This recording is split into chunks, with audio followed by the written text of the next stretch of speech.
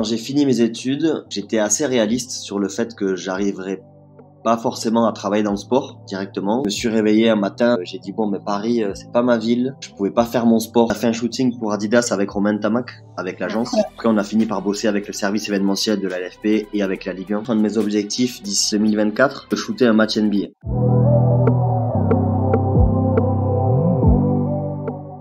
Hello, c'est Vanessa. Cela fait maintenant 6 ans que je suis créatrice de contenu dans le sport. J'ai ainsi construit une communauté de près de 400 000 professionnels et fans de sport. Bienvenue sur le podcast Champions du Digital, le podcast qui met en lumière les championnes et champions qui œuvrent dans l'ombre pour façonner le sport d'aujourd'hui et écrire le sport de demain. Dans ce podcast, vous retrouverez des interviews de professionnels qui apportent des réponses concrètes à un sujet tendance dans l'industrie du sport. Fan expérience, social media, Web3, e-sport, que vous soyez entrepreneur, professionnel ou bien étudiant, ce podcast est fait pour vous. Vous retrouverez également des épisodes courts qui mettent en lumière l'histoire inspirante d'une activation, d'un club, d'un entrepreneur ou d'une start-up. Enfin, si vous êtes étudiant ou étudiante ou en reconversion dans le milieu du sport, vous cherchez votre voie, sachez que des épisodes seront dédiés aux métiers et parcours. En parallèle de cela, je suis aussi consultante en social media dans le sport avec une spécialité sur TikTok. J'accompagne et je forme des athlètes, des clubs, des marques, des fédérations à l'utilisation de cette plateforme. Je collabore également avec des acteurs du sport, créer des séries de contenus pour mettre en avant leur engagement par le prisme du sport. Bonne écoute!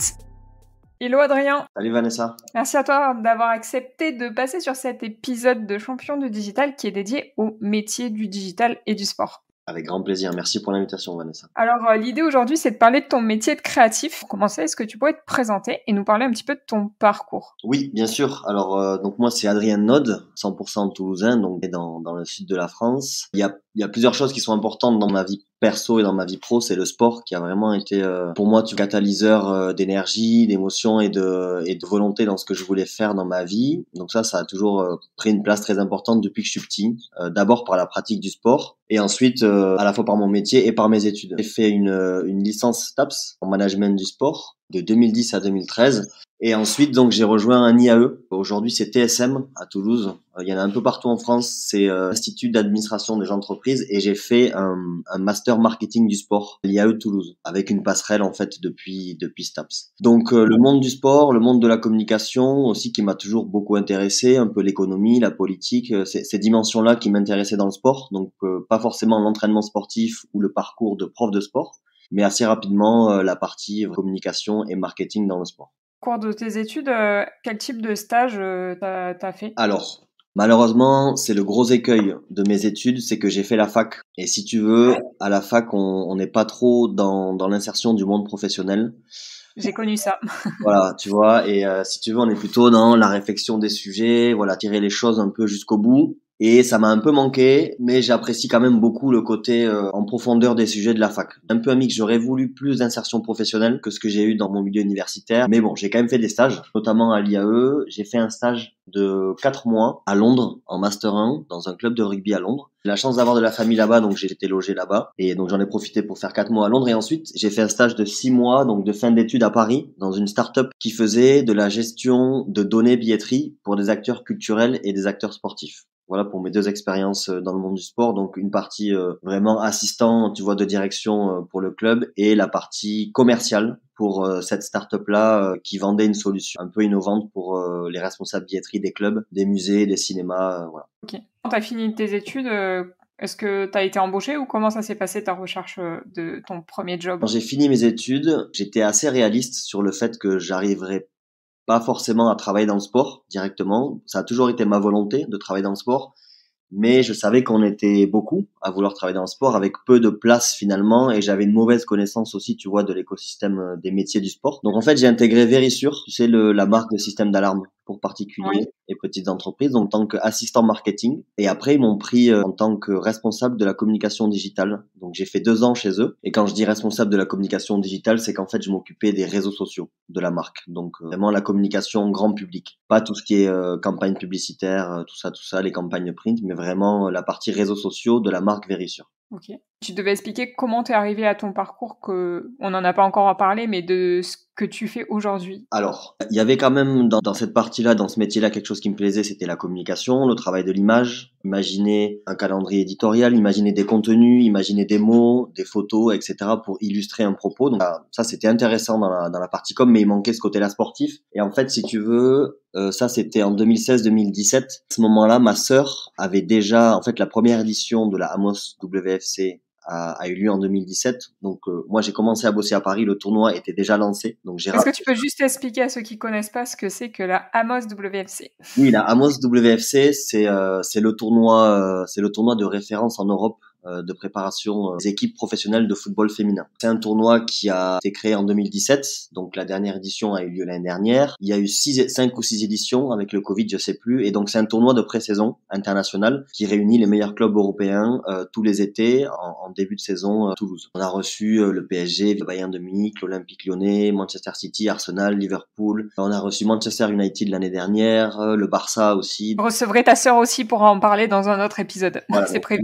Vous aurez l'occasion de découvrir ça. Donc si tu veux, moi j'étais à Paris, il y a ça qui se crée à Toulouse. À ce moment-là, ma sœur avait aussi créé My Sport Agency avec Audrey Coriel, donc son ancien associé. Et si tu veux, j'avais ça derrière la tête en me disant, je sais pas quand est-ce que je vais quitter Paris, mais je sais que je vais quitter Paris un jour. Je pense que ça vaudrait le coup et quand je pense que moi aussi je vaudrais le coup, tu vois. Quand je serais sûr que je pourrais apporter quelque chose à manger, tu vois, avant de venir me servir. Et voilà, je me suis réveillé un matin, j'ai dit bon mais Paris c'est pas ma ville, je pouvais pas faire mon sport, je fais beaucoup de pelote basque moi, je pouvais pas faire de pelote là-bas, les amis me manquaient, la famille me manquait et j'ai dit ben c'est parti, je rejoins l'agence, je me lance dans le tournoi et donc ça c'était en avril 2018 que j'ai pris cette décision, donc il y a quasiment 5 ans, tu vois. Annoncé à ma boss que je partais, ça l'a un peu surprise, mais voilà, je lui ai dit ben j'ai d'autres projets à mener qui me paraissent pas plus importants mais qui ont plus de sens, tu vois. Je juge pas les gens qui sont en entreprise, je juge pas les parcours de chacun mais qui avaient du sens pour moi. Et vraiment, il y avait ce sens-là, le tournoi avec la vision que j'en avais et le développement et aujourd'hui ben ça se réalise un peu comme je l'avais vu, donc ça me rassure et je suis aussi venu pour ça.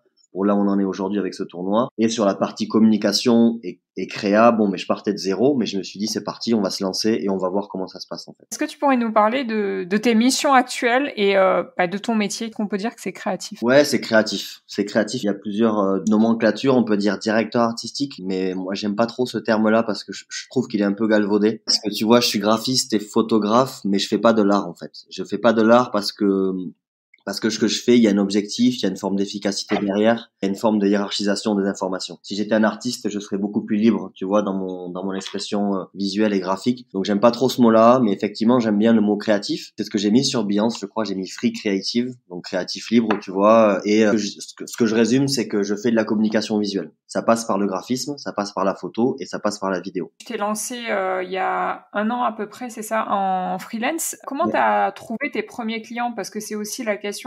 Il y a des étudiants peut-être qui nous écoutent et qui se posent la question de se lancer en freelance, mais qui se disent comment je fais en fait? Est-ce qu'il vaut mieux d'abord faire, tu vois, de passer par une agence ou passer en entreprise et après se lancer? Qu'est-ce que ce serait toi tes conseils par rapport à ça? Clairement, effectivement, ce que tu dis, c'est ça, c'est que se construire une expérience, pour moi, ça paraît quand même fondamental. Tu vois, avant de rejoindre MySport, j'ai eu mon expérience chez Verisure. Cette expérience m'a permis de rejoindre MySport et mon expérience chez MySport m'a permis de construire mon profil et mon réseau pour aujourd'hui, en fait, entre guillemets, en bénéficier. Après, je dis entre guillemets en bénéficier parce que j'ai aussi créé le pôle créa justement chez MySport. Donc, je bénéficie du travail aussi que j'ai mené. Mais c'est vraiment ces deux expériences-là qui m'ont permis aujourd'hui d'avoir un portefeuille client régulier et varié. En fait, au moment où je rentre à Toulouse, j'ai quelques mois devant moi, tu vois. J'ai rejoint l'agence en ce moment-là, mais j'y passais 1 fois par semaine, 2 fois par semaine, tu vois, pour voir un peu comment ça se passait entre eux, comment ça se passait à l'agence et ce que je pouvais apporter. Donc ça a duré quelques mois. Et en fait, au bout de 6 mois, j'ai dit, bon, ben, je vous rejoins et on va monter le pôle contenu de gestion d'image pour des sportifs professionnels. Pendant ces 6 mois, je me suis formé tout seul sur les outils PAO, donc sur la suite Adobe, avec YouTube, à passer des après-midi et des soirées à faire des designs, d'abord à reproduire des choses, tu vois, vraiment scolairement comme à l'école, manger des heures de tutos, après à reproduire des choses et après à imaginer des contenus, tu vois, moi-même. Mais ça, c'est trop un bon conseil parce que comme ça que j'ai fait aussi, tu vois, je pense qu'on a un parcours similaire sur ça. J'ai commencé en agence, j'étais pas dans le sport et ça me manquait énormément le sport. Donc, je suis restée 1 an et demi. Et en fait, quand je suis revenue sur Bordeaux, j'ai profité de tout ce temps pour lancer mon blog en fait. et écrire des articles, me construire en réseau. Et surtout, à l'époque où j'étais à Monaco, donc je jouais au foot à Monaco, j'étais bénévole. Et en fait, j'avais appris toute seule. J'avais créé le site web du club, lancé les réseaux et tout. Et j'avais appris toute seule à créer un site. Et pareil, des heures sur YouTube à chercher sur les blogs, sur les forums et tout. Et en fait, je pense que c'est la meilleure formation, c'est de se former. Enfin, c'est important d'avoir des études avant, évidemment, mais quand tu te formes sur quelque chose par toi-même, t'apprends beaucoup plus vite et surtout tu retiens parce que tu vois tes erreurs et tu te dis « Ah, je me suis trompée, j'ai placé ce bouton-là, il fallait pas, ou j'aurais dû faire ci, j'aurais dû faire ça » et tu retiens plus facilement. Ouais, c'est vrai, exactement. C'est fondamental, effectivement, d'apprendre par soi-même. Je pense qu'on apprend beaucoup. Mais je t'avoue que moi, j'ai un petit truc qui c'est pas que ça me gêne, mais j'ai un peu un syndrome de l'imposteur, tu vois.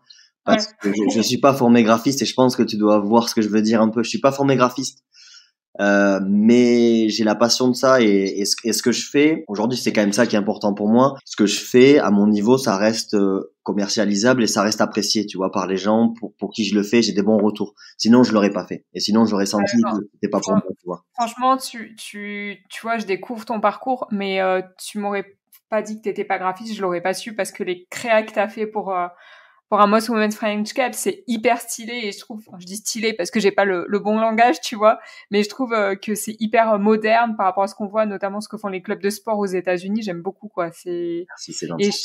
Enfin, franchement, ce syndrome de l'imposteur, mais moi, je l'ai trop avec, tu sais avec quoi? Avec le journalisme sportif. Ok. Parce que j'ai énormément d'étudiants qui commentent ou qui m'envoient des messages en me disant comment on devient journaliste sportif, quels sont tes conseils et tout. Et en fait, moi, j'ai trop ce syndrome de l'imposteur sur ce sujet-là parce que j'ai pas fait d'études de journalisme. Et pourtant, je fais des interviews, je fais des articles, je vérifie les sources et tout. Et j'en ai discuté une fois sur une conférence avec Vanessa Lemoine qui me disait, mais si, en fait, tu fais du journalisme sportif.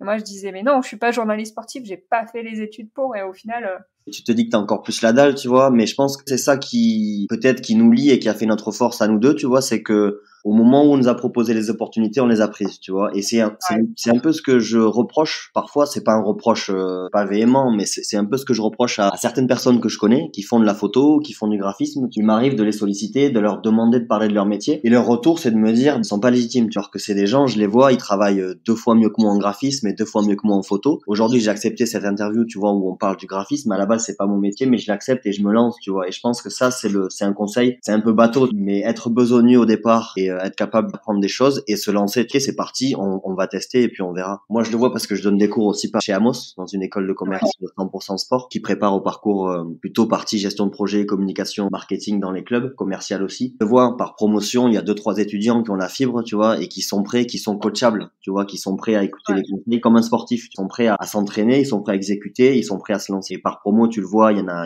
4-5, tu sens qu'ils vont faire leur truc. Et je l'encourage, mais le mode freelance, il est compliqué, tu le sais. Et voilà, j'ai bénéficié quand même du réseau de MySports parce que je l'ai créé aussi, mais parce que MySports m'a fait confiance. Hein, ça, je l'enlèverai jamais, tu vois, ils m'ont fait confiance là-dessus. Mais j'ai bénéficié au départ de ce réseau-là. Je profite aujourd'hui. Après, je me fais mon propre réseau aujourd'hui. Freelance, je travaille aussi pour des acteurs qui sont pas forcément maintenant dans le monde du sport. Comment tu trouves tes clients? Est-ce que justement tu publies sur les réseaux? Est-ce que c'est du bouche à oreille? Ça, c'est une question qui revient souvent quand on est freelance. Ben, les deux. Pas trop toutes les plateformes, tu sais, où tu mets ton profil et tu réponds à des demandes de gens que tu connais pas. Ça, je le fais pas. Moi, je sais que ça passe beaucoup, globalement, quasi 100% par LinkedIn, quoi. Le fait de publier du contenu, c'est ma vitrine, quoi. C'est ça. Donc moi, c'est un peu plus visuel que toi, donc moi, ça passe beaucoup par mon Insta. Ouais. Mais effectivement, donc c'est un mix des deux. Je communique pas mal sur Insta et quand je communique sur LinkedIn, je vois que ça réactive chez des gens qui me connaissent l'idée qu'ils voulaient faire un shooting, l'idée qu'ils voulaient une vidéo. LinkedIn, effectivement, je l'utilise pas beaucoup, mais quand je l'utilise, c'est assez efficace et je sens que ça réactive, tu vois, le besoin chez les gens. Et après, beaucoup d'Insta, du réseau, du bouche à oreille, tu vois, la recommandation, beaucoup. Parmi tous les projets que tu as eu, parce que tu en as beaucoup avec des clients, que ça soit club, que ce soit marque, etc.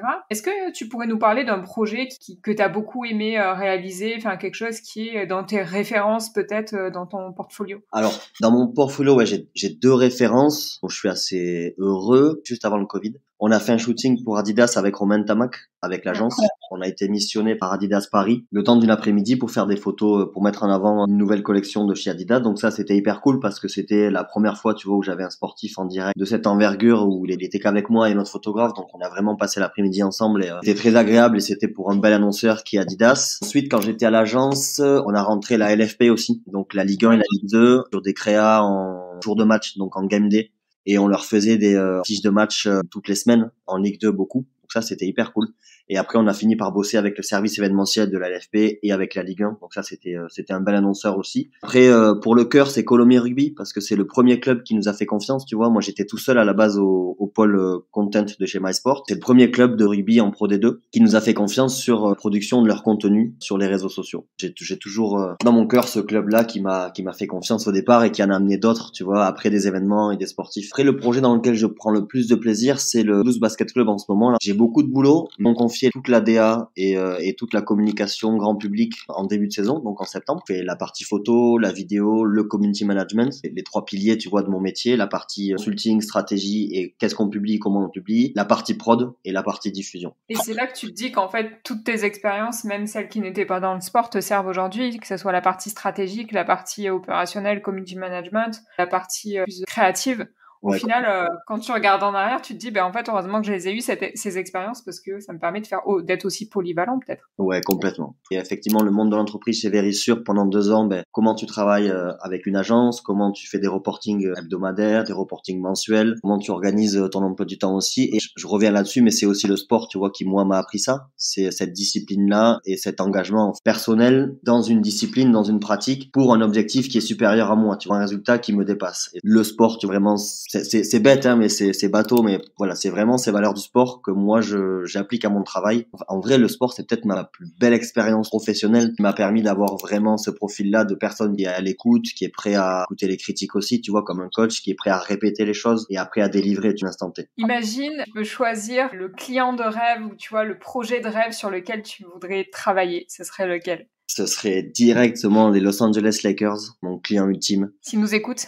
Ouais, s'ils nous écoutent. J'ai rentré le directeur de la création sur Instagram, je lui ai écrit, mais bon, voilà. Ça l'a pas fait encore, mais bon. Après, si on est plus réaliste, ce serait peut-être un de mes objectifs d'ici 2024, de shooter un match NBA. À titre gratuit, à titre ce que tu veux, même s'il faut que je paye, je paye. Mais ce serait shooter un match NBA, principalement des Lakers, dans mon esprit, et je me suis toujours dit si je pouvais faire une créa, une photo, un truc pour les Los Angeles Lakers, ce serait le GOAT, quoi. Je sais qu'il y a, je sais pas si tu vois ce créateur Unseen Sammy qui fait du contenu dans le basket, le foot américain et tout. Lui, son rêve, c'était de créer du contenu avec les équipes de foot américaines. Et en fait, il a réussi à aller au Super Bowl. Okay. Enfin, l'histoire, elle est un peu incroyable, justement, avec son frère, mais il y a que lui qui a réussi à être accrédité. Tu vois, à force de faire du contenu, et essayer par des plus petites équipes, mais tu vois, il y a peut-être moyen, hein, franchement. Rien n'est impossible. Non, mais c'est vrai, t'as raison. Et puis, tu dois forcément pouvoir trouver une porte d'entrée, tu vois, chez les Lakers, avec quelqu'un que je connais ou qu'on connaît. Ou... Voilà, ce serait un rêve, ouais, de bosser pour les Lakers un jour. Puis en plus, j'imagine que... Alors moi, pour la première fois de ma vie, j'ai testé...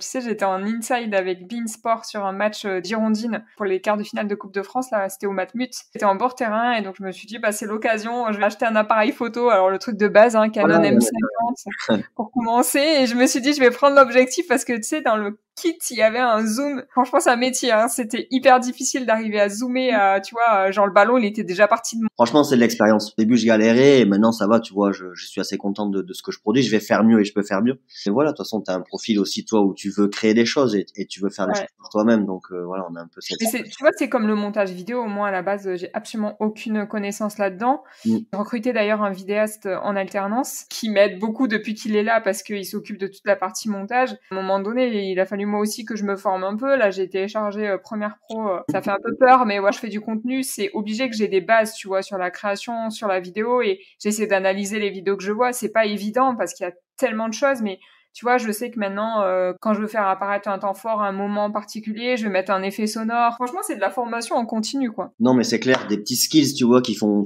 faire que ton contenu, il glow un peu plus et il est un peu plus agréable à consommer. Peut-être un des derniers conseils que moi, je procure sur la partie créa, puisqu'on en parle là, un peu plus technique maintenant, tu me parles de Premiere Pro, des logiciels. S'il y a des gens qui nous écoutent, qui sont passionnés par la photo, par la vidéo, par la créa ou le graphisme, il faut je suis pas commercial pour Adobe. Il faut vraiment travailler avec la suite Adobe. Il faut laisser de côté Canva, il faut laisser de côté les solutions ni fait ni à faire. Et si vous voulez vous chauffer et vous motiver, moi, mon conseil, c'est suite Adobe. Avec ça, vous allez faire de la vidéo, du 3D, du motion, de la photo, un peu tout ce que de l'UX, tout ce que vous voulez. Il y a une offre étudiante chez Adobe qui est pas très chère. Et moi, mon conseil, c'est vraiment, mettez-vous là-dessus. J'ai bossé avec la LFP, on avait fait un contenu pour la Chine. On leur envoyait, c'était des dossiers Photoshop, c'était du PSD, tu vois. Donc Pékin à Las Vegas, tout le monde, tous les gens qui font de la créa ou de la vidéo, beaucoup, la majorité passe par Adobe et c'est vraiment le langage commun et les logiciels universels, tu vois, de la créa. Si tu devais partager le meilleur conseil que tu as reçu dans ta carrière jusqu'ici, ce serait quoi? C'est Verisure, justement. J'ai un manager qui m'a beaucoup marqué. J'ai gardé quelque chose de lui. C'est un peu bête, hein, et c'est pas vraiment un conseil, c'est pas spirituel ou quoi, mais c'est... Il n'y a jamais de conseil bête. Ouais, c'est vrai. C'est le fait de bien organiser ses dossiers et ses projets. Parce que plus tes projets, plus tes dossiers, plus tes boîtes mail, elles sont bien organisées. C'est pareil pour les projets Photoshop. Plus tes idées, elles sont claires et plus tu vas pouvoir solliciter ton esprit. Le cerveau, c'est un peu comme des cases. Il y a des choses qui sont rangées dedans et plus tu ranges tes projets, plus tu ranges ta boîte mail, ton ordi et la façon dont tu fais les choses. Moi, ça a été un peu la clé, tu vois. J'étais pas trop comme ça et aujourd'hui, je suis presque un peu rigide là-dessus, mais vraiment, pour moi, c'est ultra important l'organisation des choses et des projets et des dossiers sur différentes plateformes de travail. Ouais, je suis tellement d'accord avec toi. Ça, c'est un sujet. Et en fait, j'ai l'impression que quand tu tries tes mails, ça, c'est un gros truc aussi, les mails, parce que je reçois énormément de messages sur tous les réseaux, tous les jours. Quand tu tries, j'ai l'impression de trier ton cerveau en même temps que tu tries ton ordi, quoi. Je sais pas toi, mais moi, ça me fait cette impression. Clairement, de ouf. Je parlais de logiciel sans être trop élitiste, tu vois. Je sais oui, non, il y a GoPro qui a sorti une petite solution, tu vois, sur, pareil, sur des montages, sur du Reels, sur du TikTok et sur du vertical, effectivement, toi, t'as les recettes pour que ça marche et pour que ça fonctionne, donc t'as pas besoin d'aller trop loin. Mais effectivement, donc ce type-là de logiciel, c'est ok, mais c'est juste les gens qui le font et qui voudraient le faire. Si vous voulez faire des reels, ben peut-être qu'effectivement Premiere Pro c'est pas forcément adapté, mais par contre tu auras une petite solution avec laquelle tu travailles toi qui sera parfaite, mais pas toujours l'organisation de vos projets, de vos idées, des éléments. Super. Bah écoute, merci en tout cas d'avoir pris le temps de répondre à toutes mes questions. Avec grand plaisir. Où est-ce qu'on peut te contacter s'il y a des gens qui veulent échanger avec toi sur ce sujet ou travailler avec toi même? Sur LinkedIn, et c'est vraiment mon Instagram, ma carte de visite, Adrien Node, et sur Instagram c'est Adrien_Node. NAUDE, et c'est vraiment mes deux vitrines sur lesquelles je communique régulièrement. Moi, je privilégie le téléphone, tu vois, j'aime bien échanger, j'aime bien être en direct. Dans les ressources de l'épisode, je mettrai le lien vers ton Insta et ton LinkedIn. Merci beaucoup, Vanessa, c'est gentil. Super, merci beaucoup à toi. Merci Vanessa, à très bientôt. N'hésitez pas à m'écrire sur LinkedIn ou sur mon mail qui est dans cette description si vous voulez échanger. Si vous écoutez cet épisode sur Spotify, vous pouvez facilement le partager sur Instagram en story en mentionnant mon compte @champion avec un S du digital et je vous repartagerai. Enfin, si vous avez apprécié cet épisode et vous avez appris quelque chose, sachez que vous pouvez m'aider à faire connaître ce podcast. Le meilleur moyen est de mettre 5 étoiles sur Apple Podcast ou sur Spotify. Ces 5 étoiles permettent à un podcast d'être référencé et de mieux remonter dans les résultats de recherche. Si vous êtes sur Spotify, il vous suffit simplement d'aller tout en haut et de mettre 5 étoiles. Si vous êtes sur Apple Podcast, il vous suffit de retourner sur la page du podcast, de descendre et de mettre 5 étoiles et vous pouvez également mettre un commentaire et me proposer vos idées d'interviews ou de sujets pour les prochains épisodes. Moins d'une semaine après son lancement, Champion du Digital est classé 4e au classement Apple Podcast dans la catégorie marketing. Je voulais vous remercier pour cet accueil et pour tous vos encouragements. Et merci particulièrement à Sariati pour son avis sur Apple Podcast. Un podcast super intéressant. J'aime beaucoup ce premier épisode qui m'a permis d'en savoir un peu plus sur la fan expérience. J'ai hâte d'écouter les prochains. Vraiment sympa de te retrouver sur ce format. Et merci pour les 5 étoiles.